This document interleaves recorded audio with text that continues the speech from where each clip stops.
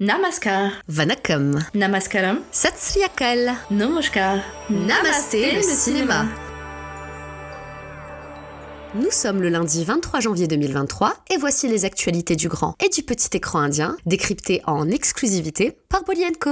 Salut Asma, comment tu vas? Salut Elodie, à merveille. J'espère que tu as passé une très bonne semaine. En effet, ça a été chargé mais plutôt sympathique. Dis-moi, tu as des choses à nous raconter dans ce podcast? Pour tout te dire, c'est mon mari qui a trouvé pour nous le sujet de cette semaine. En effet, fort de son intérêt naissant pour le cinéma indien, auquel je ne suis pas étrangère, il est tombé sur un article très intéressant qu'il s'est empressé de m'envoyer. Il s'agit d'un essai du site Thread qui revient sur la fameuse question du népotisme à Bollywood. Ah, le sujet touchy du népotisme. C'est ça, car si très récemment la une du New York Magazine sur les Nepo Babies de Hollywood a grandement fait parler, ce phénomène est bel et bien ancré au cinéma indien, où résident des dynasties d'acteurs et de metteurs en scène. Oui, et ça ne date pas d'hier, car effectivement, le népotisme n'est pas du tout un phénomène nouveau, particulièrement exacerbé en Inde par le système. C'est ainsi que, par exemple, la famille Kapoor est active à Bollywood depuis 4 générations, du pionnier Prithviraj au bankable Ranbir. C'est un sujet que nous avons nous-mêmes éculé et sur lequel on pourrait croire que tout a été dit. On sait aussi que le décès tragique de l'acteur Sushant Singh Rajput, l'un des quelques exemples d'outsiders ayant réussi à conquérir Bollywood, a provoqué un profond émoi au sein de l'opinion publique. Il a surtout été la source d'une véritable remise en cause de l'ordre établi, nourri allègrement par le star system et par des figures puissantes comme Karan Johar. Ce dernier affiche à son tableau de chasse le lancement de 4 carrières d'enfants de stars, à savoir Alia Bhatt, Varun Dhawan, Janhvi Kapoor et Ananya Pandey. La prochaine sur la liste, Shanaya Kapoor, fille de Sanjay, nièce d'Anil et cousine de Sona, Marjvardhan et Janhvi. J'avoue que même si je ne l'apprécie pas, Kangana Rano n'avait pas tout à fait tort lorsqu'elle le qualifiait de baron de la mafia de Bollywood. Pas faux. Mais le pire, c'est qu'il n'est pas le seul. On a forcément tendance à le pointer du doigt, puisque Karan assume sa démarche de façon totalement décomplexée. Cependant, l'excellente Zoya Akhtar, elle-même fille de l'éminent parolier Javed Akhtar, promeut également des enfants du système en propulsant prochainement Khushi Kapoor, fille de Sridevi, Suhana Khan, fille de Shah Rukh Khan, et Agastyananda, fils d'Amitabh Bachchan. Ils seront tous les 3 à l'affiche de The Archies, prévue pour cette année. Ainsi, on sait qu'on ne peut pas imputer l'entretien de ce fonctionnement à quelques têtes pensantes, mais à une véritable culture des relations au cinéma indien. Et ce n'est pas qu'à Bollywood que ça se passe. Exactement. Au cinéma tamoul, l'excellent Dhanush, par exemple, est le fils du producteur Kasturi Raja et le petit frère du cinéaste Selva Raghavan, qui l'a dirigé à plusieurs reprises. Fahad Fazil est quant à lui le rejeton du réalisateur Fazil qui a lancé sa carrière à Mollywood en 2002. Les 2 vedettes de RRR,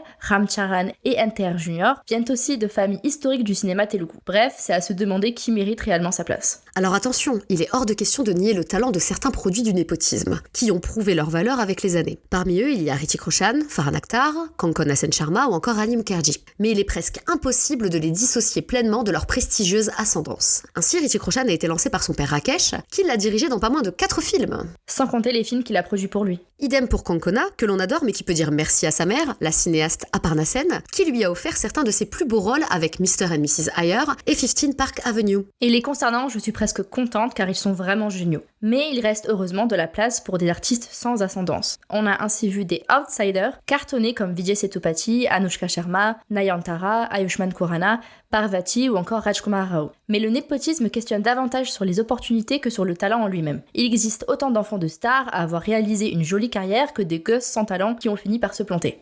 Je ne citerai que Arman et Adar Jain, également membres de l'illustre dynastie Kapoor, mais qui ne sont jamais parvenus à percer. La preuve que sans véritable talent, c'est difficile de durer. Ce qui interroge ici, c'est cet accès facile au contact, au grand bureau des directeurs de casting et des producteurs.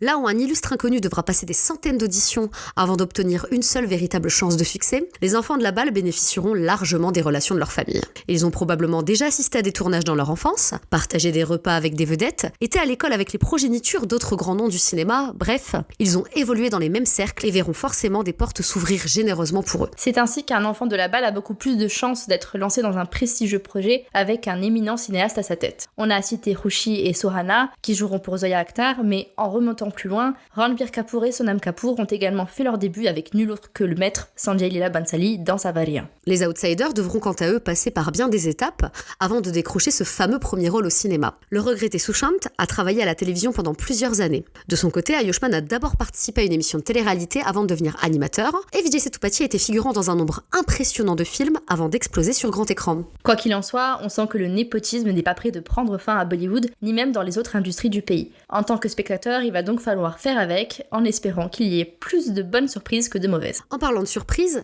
qu'est-ce qu'on peut découvrir en matière de cinéma indien en ce moment? Les blockbusters tamouls Varisu et Tunivu entament leur 2e semaine en salle, distribués respectivement par Friday Entertainment et Nighted Film. Et je vous rappelle que les critiques des 2 films sont disponibles sur notre site. S'il n'y a pas de nouvelles sorties à signaler cette semaine, je vous informe que les réservations pour les multiples séances de Pathan sont désormais ouvertes. Ce film événement avec Shah Rukh Khan et Deepika Padukone sortira le 25 janvier grâce à Desi Entertainment Paris. Personnellement, j'ai déjà pris ma place. En ce qui concerne la SVOD, on a eu le droit le 20 janvier à 2 films inédits. Mission Majnu, sorti sur Netflix avec Siddharth Malhotra, et Chatrivali, disponible sur Z5 avec Rakulpreet Singh. La critique de Mission Majnu est déjà disponible sur bolienco.fr. Justement, qui dit début d'année dit ribambelle d'annonces de projets. Et cette semaine, il y en a eu pas mal. Dans le lot, lequel a attiré ton attention, Elodie? Faraz, dont la bande-annonce a été dévoilée il y a quelques jours. Le film revient sur l'attaque du 1er juillet 2016, survenue à Dhaka, au Bangladesh, et dans laquelle le jeune Faraz Ayaz Hossain a péri. Oui, j'ai entendu parler de cet attentat. Il était le petit-fils d'un magnat de la finance, c'est ça? Effectivement.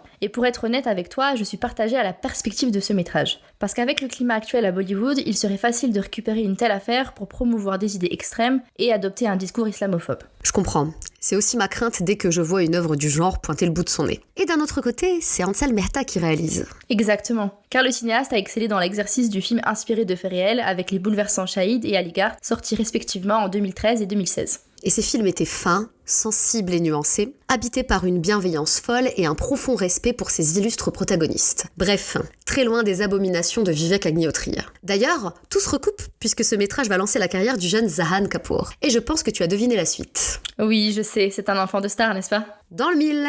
Zahan est le petit-fils de l'acteur Shashi Kapoor et appartient également à la grande dynastie des Kapoor dont nous vous parlions plus tôt dans cet épisode. Le film est également le premier projet en hindi de la jeune Palak Lalvani, fille de l'acteur de télévision Jiten Lalvani. Décidément, ils sont vraiment partout. Mais tu vois, même si je partage tes inquiétudes, l'histoire de Faraz a vraiment le potentiel de porter un message d'espoir. Car pour revenir sur les faits, des extrémistes ont attaqué un salon de thé avec la ferme intention d'abattre tous les non-musulmans qui s'y trouvaient. Faraz, de confession musulmane, avait été épargné par les assaillants, mais a refusé d'abandonner ses amis. Son geste de fidélité est devenu un symbole d'opposition contre l'obscurantisme. Oui, car sur le papier, Faraz partageait la même religion, et je mets des guillemets, que les terroristes. Pourtant, il a choisi le bien, la justice et la solidarité. C'est un récit dramatique, mais qui peut clairement être bénéfique dans le contexte que l'on connaît. Du coup, même si ce ne sera probablement pas un visionnage facile, j'ai hâte de voir Faraz et j'ai toute confiance en son réalisateur. Moi aussi.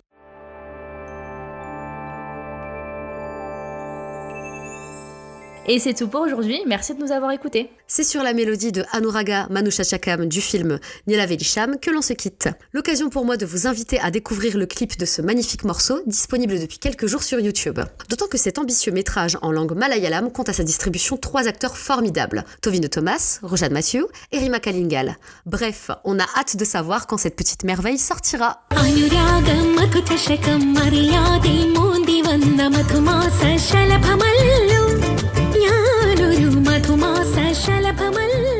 Si vous aimez Namasté le cinéma, n'hésitez pas à nous soutenir en partageant massivement le podcast autour de vous. Et si vous avez des suggestions à nous faire ou des messages à nous transmettre, vous pouvez nous contacter par mail ou sur bolienco.fr. Nous serons ravis de vous lire. On se retrouve lundi prochain avec plus d'infos. Bonne semaine à tous. Et surtout, n'oubliez pas, Namasté le cinéma.